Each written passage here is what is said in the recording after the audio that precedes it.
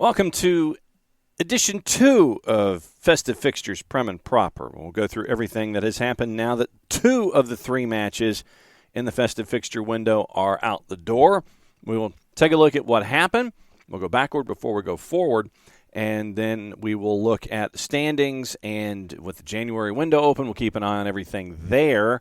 And also, what we will do is take a peek at the matches coming up next this week in very short order. Round 3 of Festive Fixtures coming up as the sprint to get out of Festive Fixtures and back into normal continues in the Premier League. So let's go backward before we go forward, kind of roll through what happened in round 2 of Festive Fixtures. And to do that, it's a full weekend of what went down in England. And what we will do is go back and check the results from over the weekend. Starts off on the 30th with Brentford, a 2-0 win over West Ham on the road. David Moyes and West Ham booed off the pitch. Not necessarily a surprise in that regard. Brentford wins at a plus 260.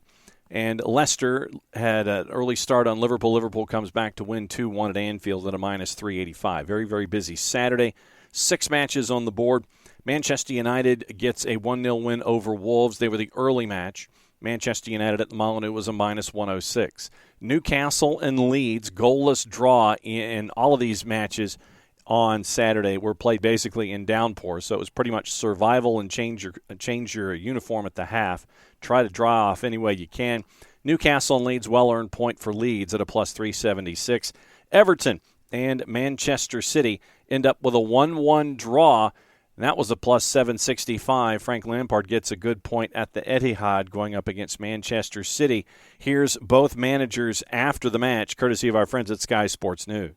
A lot of personality, a lot of work ethic, continuously. You play against a team of City's level, you understand what's coming. But they dominate possession against pretty much everybody. And if you want to open up against them, they'll put you to bed pretty quick. That's what they normally do. So we had to have a certain style and an organisation about us. We worked on it, we talked about it, and the players have to implement it. And they kept doing it for 105 minutes, whatever it was. Yeah. And we scored a great goal. You know, it's hard here, but we're obviously very happy with what we got. Going behind early, was it really important that it didn't get worse before the half-time break? Yeah, because they can do that to teams here, as I say. Incredible way of playing, great coach, great players. So we had to not give them the spaces they wanted, and I thought we were pretty good at that. I'm not sure how many clear chances they had, but they created a lot here, and we did as well as we could on that front with some great blocks and defending as well. And when you stay in the game and you don't go 2 goals behind, you have a bit of belief. I said that to the players at half-time. We only need a moment or some moments, and we got a special moment. Yeah, and Damari Gray's got that in his locker, hasn't he? Yeah, and he was great today because I gave him the freedom of playing off Dominic and giving us what he gave us for the goal. You know, to be able to run behind, to be able to go past the man. You need that here at City to get you up the pitch for starters, and then the quality of the finish was top drawer. And you know, Damari wants more of that. I want more of that from him. But that's just a special goal that got us a point. Your assessment of the performance overall? We played really well. Really well. So play good football in all departments, and in the game they tried to do, because we win the second balls, and we did it, and unfortunately, yeah, we're going to win. You seem particularly dominant in the first half as well. If anything, would you have liked an extra goal? Yeah, we did it to score it, but against 8 players in the TR box is not easy, but we did it really well. Erling Haaland scored again, and he seemed to get into a running battle with Ben Godfrey. What did you make of that? Well, I think it was the first kick of the game, and after, yeah, he played with a good energy. Yeah, he seemed really fired up. Did you have to speak to him at half-time or anything, or were you quite happy? I was happy. I'm always happy with my players. In the second half, when Everton got the goal, did you feel it gave them something to hang on to? Could you sense it changing slightly? The best Everton was 10 minutes in the first half, control the ball, and after they defend, they make an action, a counter-attack. So fantastic goal. Congratulate them for this. And but in general, again, so of course we are sad because we could not win, but the way we play was great. You said before the match that Everton are a very difficult opponent. What makes them hard to play against? Not score the second goal. Is that it? Absolutely. Overall, then, are you quite pleased with the performance in general, then, apart from the goal? Can you look at the bigger picture? If you see the game, we were better. And we play a fantastic game in all departments, the way we build up, the way we create the chances, the way to move right, left to right. We can do a little bit more usual than normal, but yeah, it was good. Fulham knocks off Southampton by the score of 2-1, and it would have been even a larger margin had Alexander Mitrovic not missed the late penalty, but Fulham gets full points at a -118 at Craven Cottage. Crystal Palace goes to the Vitality, knocks off Bournemouth by the score of 2-0. That was at a +162. Arsenal and Brighton shootout at the Amex. 6 goals on the board. Arsenal comes out on top with the final score of 4-2 at a -114. After the match, Martin Odegaard and Bukayo Saka were asked about putting 4 goals on the board and where the team is right now. And then where do you go from here? The margin is still yours, and there's still some space, courtesy of our friends at Sky Sports News. Guys, well done. You celebrate going into the new year with a 7-point lead at the top of the table. Bukayo, how does that sound? Sounds amazing. You know, of course, at the start of the season, if you asked us if we'd want this, we'd bite your hands off, so we're really happy. Martin, how much was it in your minds going into this game that opportunity was there after the Manchester City result? No, to be honest, as we said many times, we focus on ourselves. We don't care about the other teams. We came here, we wanted to get the 3 points, and that's all. We don't focus too much on the other teams, so we focus on ourselves. And 3 points was everything today, and we did it. They gave you perhaps a more anxious second half, Brighton, than you might have imagined at one point. Yeah, I think we need to control the game a little bit better. I think we let them into the game twice there, so but it's a difficult team to play against. Very good on the ball. Very good team, so it's difficult, but I think we can do better in some parts of the game, you know. Bukayo, you scored very, very early on. What emphasis was there today on a fast start? No, there was a big emphasis. You know, we know how hard it is to come here in recent seasons as well, and with the weather as well, it wasn't so easy. But you know, with that goal nice and early, it set us up. It's a great finish as well, because you had to control a ball that had taken a couple of deflections. Yeah, I couldn't believe it fell for me. So when it fell, I just had to show some composure and try and put it in the far corner, and I'm happy I did. Martin, you're on target again as well. Perhaps not the greatest goal you've ever scored, but the timing was crucial. I think it was a great goal. A great finish. Fantastic finish. Another important goal, and happy to help the team, you know, with goals and assists, and that's what I want to do, you know, help the team as much as possible. So very happy to do that again. Then on your Sunday, 2 matches on the board. Aston Villa and Tottenham. The Villains get a 2-0 win at a +415. Antonio Conte and Spurs booed off the pitch at Tottenham Hotspur Stadium. After the match, it was the panel on our friends at Sky Sports, chasing after a couple of the topics of the day. Graham Souness and Souness and Carricker addressed Hugo Lloris. Some people might say, look at the goalkeeper there, look at Romero on the goal as well. That's a World Cup hangover Spurs. Is it as simple as that, or is there more to it? I'm not a big fan of Lloris. I've said it for a long time. I think since the start of last season, he's made 4 errors that have led to goals. That's the worst of any record in the Premier League for goalkeepers. For me, he's past his sell-by date. Spurs today, they were crying out for creativity. Without Bentancur and Kulusevski, you thought, where is something going to come from? They couldn't string any passes together. Unless Son or Kane did something special. Options off the bench. I'm sure the manager after the game is going to be trying to get some numbers into the office if he can, because that is not good enough from their point of view. Brian Gill didn't do enough on the ball. They look very short of numbers, and right now the top 4 looks a long way away. Some people might say, look at the goalkeeper there, look at Romero on the goal as well. And then after the match, courtesy of our friends at Villa TV, Unai Emery discussed full points on the road. Unai, a 2-0 win against Tottenham. Was that the perfect way to start the new year? Good afternoon. First is thankful our supporters. They were here with us in 1 January. And we enjoyed with them this match, and really we are so happy because I think we deserved to win, and we played like the discipline tactically we were speaking yesterday when we were working the days before, and really we did a very good work, and then we scored 2 goals, and I think clean sheet, Robin Olsen as well, his performance was fantastic, and I think with our supporters, we can have days like today is perfect. Yeah, as you said, they're really strong all-round performance, 2 well-taken goals, and then the clean sheet, some good defensive work. So. Yes, and when you want to win against team in the top 6 like Tottenham and playing in their stadium, you have to defend. You have to be disciplined defensively, and you can be clinical as well defensively. And then when you can have chances to score, to be clinical as well. We didn't do against Liverpool, but I was really happy about the performance we did as well against Liverpool, but we were disappointed with the result. And today we can add this victory, remembering we are in the right way to build the team, to build the speed like I want. And is the challenge now to be consistent heading into future games, starting with Wolves? Yes, to be consistent and keep moving ahead, thinking how we can develop as well our tactical issues, offensively, defensively, because, for example, today I think we played a very good match, but we can improve when we are with the ball possession to keep more time than we did it. And against Wolves is a derby now, and it's going to be as well, I think, a very good match in our stadium in Villa Park with our supporters, and we will enjoy with them, and we are going to prepare as a professional the best as possible the match to show them our progress. Not to be outdone, our friends at NBC Sports Soccer, the two Robbies, discussed the future or possible future of Antonio Conte, where Conte says that the club knows that he's not happy with the club, but maybe they are. Maybe sixth is where they're happy. Maybe fifth, fourth, or third.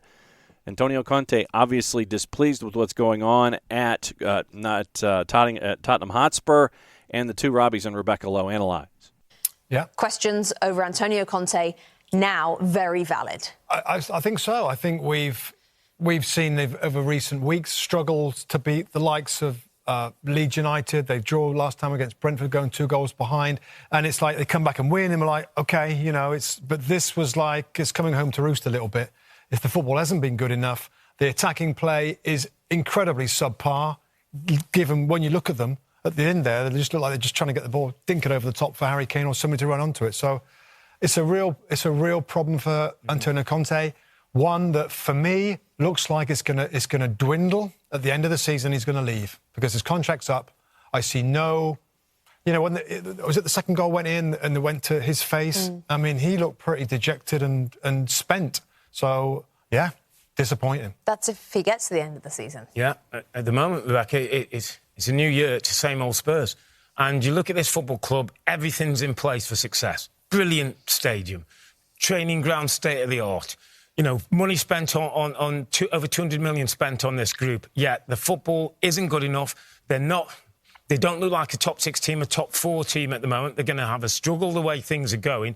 And I get a feeling, as Robbie says, there could be a bad ending between Antonio Conte and this football club, because that's unacceptable for a club of bad ending expected, but kind of different as we expected. I think we might have thought that he would have stormed out. I'm not getting this, that, or the other. This is him. He has got no excuses, and the bad ending is going to be that he wasn't good enough to get the job done at Tottenham Hotspur. Feels very amazing. Mourinho-like, doesn't it? Great experience, great CV, but hasn't actually affected your football club in a positive way. Last match on the board was the late game, Nottingham Forest hosting Chelsea at City Ground, and it was a well-earned point by Nottingham Forest and Steve Cooper. And Nottingham Forest, with their match, they have a kit sponsor, and it is a charity, the UNHCR, that's a part of it. But you actually get to see some folks on the front of a Nottingham Forest kit now at the beginning of the 2023 season. Forest and Chelsea 1-1 draw. Forest seemed to be the better hand, especially in the second 45. That was a plus 308 on the board for a point shared by each. So the panel of Souness, Carricker, and Jimmy Floyd Hasselbank, once again courtesy of our friends at Sky, addressed the needs of Nottingham Forest, even though they've felt needed to have 23 players so far this season.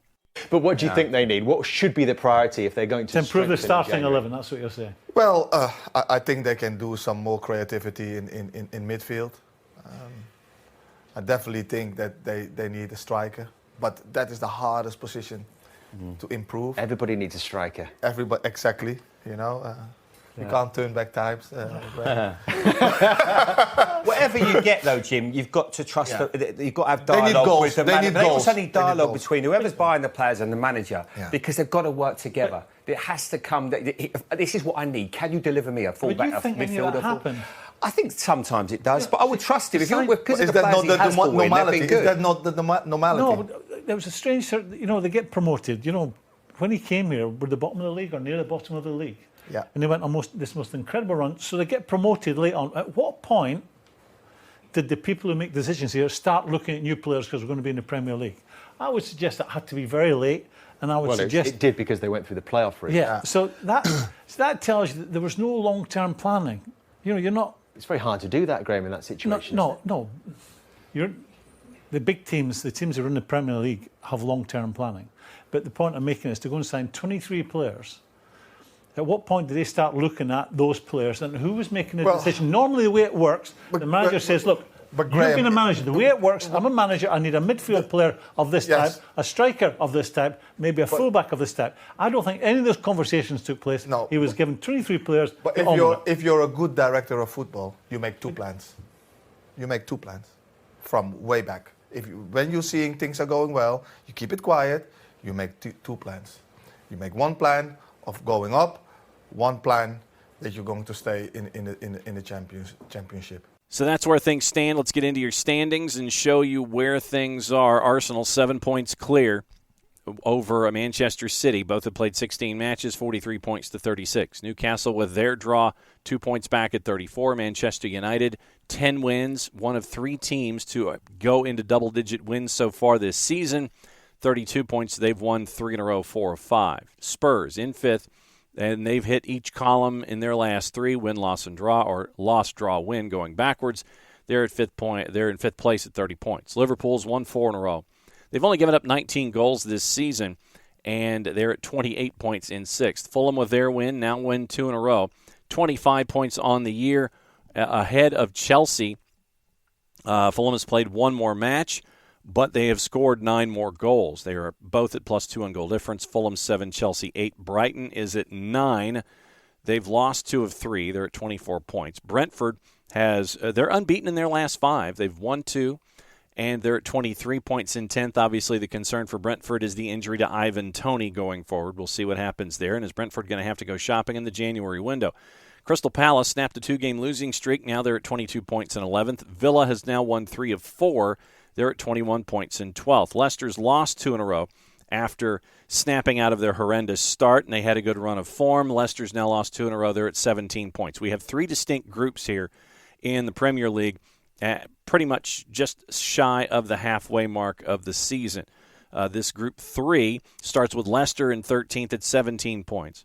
Leeds, with their point on the weekend, they're at 16 points.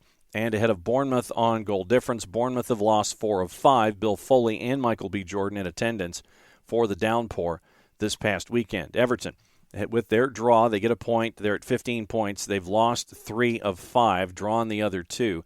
West Ham has lost 5 in a row. They're at 14 points. They have 11 losses on the year, tied in the Premier League for most losses, losing 11 of 17. And they are just out of the relegation zone because they are -9 in goal difference. Forest, with their point, they're now up to 14 points, -22 in goal difference. Wolves are next to last, having lost 3 of 4. Southampton's lost 5 in a row. They are at 12 points at the bottom with a record of 3, 3, and 11. Getting into fixtures coming up around the corner. And it is Monday Night Football. Brentford hosting Liverpool. Liverpool is a -175 favorite going into the G-Tech. Brentford's a +459. Your draw's a +351. We'll go over matches on Tuesday, Wednesday, and Thursday because then mercifully we get a break, and that's when we'll post the next round of Prem and Proper. That'll be on Friday after this go-round. On Tuesday, 4 matches, all 3 of them at 245. Arsenal favored at home at a -122 as Newcastle comes to visit. Your draw's a +289. Newcastle's a +343. Everton hosting Brighton. Brighton a favorite on the road at a +112. your draw and Everton within 10 points of each other in the juice boxes. Draws a plus 248, Everton's a plus 259. Leicester at King Power, hosting Fulham as a favorite at a plus 124, and your draws a plus 267, Fulham a plus 217 in the composite. Bournemouth visiting Manchester United at Old Trafford at 3 o'clock. Bournemouth a plus 974. Your draws just north of plus 500. Manchester United is a minus 345. On Tuesday, Southampton is hosting Nottingham Forest at 2:30 Eastern Time. Southampton's a plus 104. Your draws a plus 249. Nottingham Forest a plus 285. Leeds at 2:45, hosting West Ham at Ellen Road. Juice Boxers throw a blanket over both Leeds and West Ham, about the same, within the margin of error, to plus 165. Your draws a plus 254. 3 o'clock, two matches. Villa hosting Wolves at a minus 101. Your draws a plus 263. Wolves are a plus 290. And Crystal Palace hosting Spurs at Selhurst Park. Crystal Palace a plus 229. Spurs a plus 124. And your draw option is a plus 250. Festive fixtures come to a close on the 5th. Chelsea hosting Manchester City. Manchester City a minus 152 at Stamford Bridge. Your draws a plus 309. Chelsea is a plus 432. They've only won once now in their last 7. So we'll be back on Monday, Tuesday, Wednesday, Thursday, Friday with another round of Prem and Proper. That's your news. That's Festive Fixtures, and we're 2/3 of the way through it. So it's been really interesting as we have progressed. Enjoy round 3 of Festive Fixtures that kicks off with Monday Night Football, Monday afternoon football, really, with a 12:30 Eastern Time start. So for everybody here at SDH, it's another round of Prem and Proper. For Jason, for Jared, for Nick, I'm just John. Play it safe, everybody. Enjoy the games. Prem and Proper returns later this week.